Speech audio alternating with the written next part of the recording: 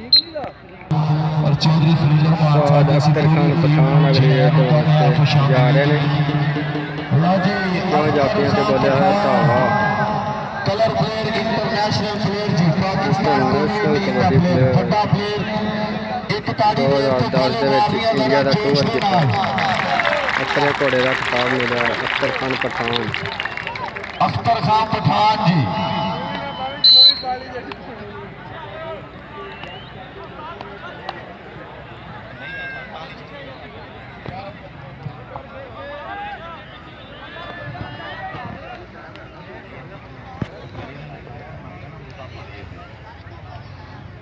पाकिस्तान की शान अख्तर खान अथरा घोड़ा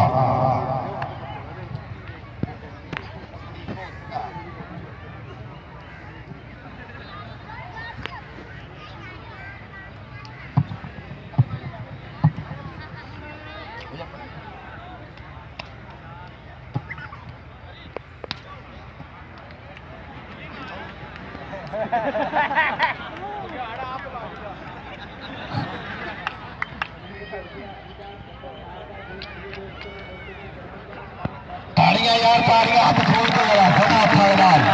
अख्तर खान पठान नाजी शबाब लगा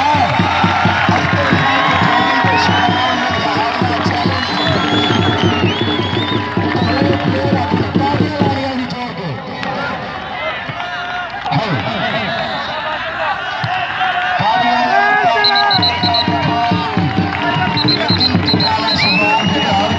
फिर वापस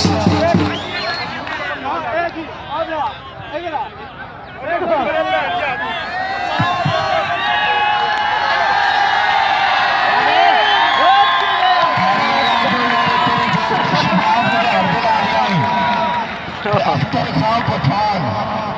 इंटरनेशनल प्लेयर है पाकिस्तान का पठाना का मुंडा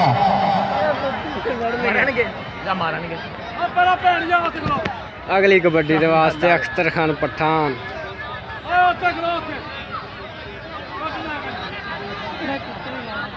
बाया सुनने उधर उधर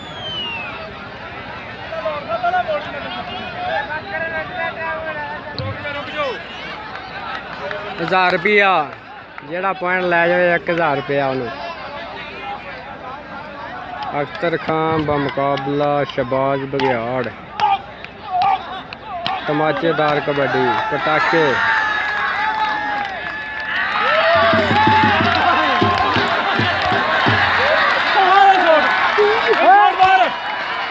दो ते